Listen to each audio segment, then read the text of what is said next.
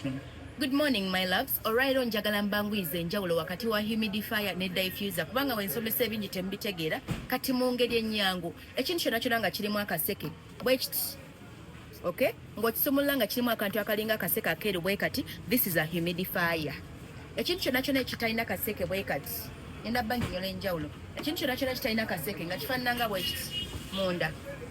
This is a diffuser, okay? Kati tokwata strong oils ez'ensiri, oils ez'okuyamba okubreathing nga olina ssenyegezi zero daki n'oziteeka mu humidifier kagenda kufa mangu. Ate ogambe Becky wanguza akantu akafu. Anything ekirimu akantu akalinga ka straw tokiteekamu strong oils kubanga ka straw ka blockinga ne kabeera nga tekakyafulumya mist bw'ati. Kansubirawo omunfunye.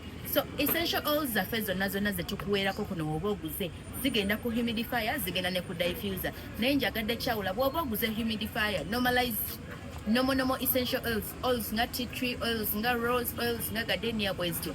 Walina strong oils ez'ensiri ezaki ezo zikola nga detergents z'okwoza ng'ogamba nze zimpunyira bulungi nnyo ziteeka mu noozewunye bulungi mu room yange kozesa diffuser.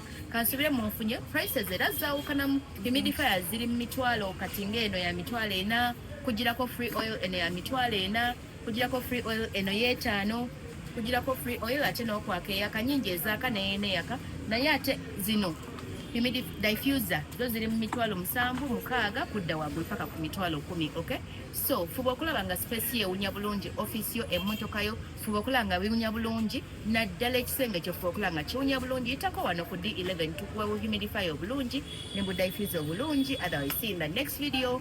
Bye.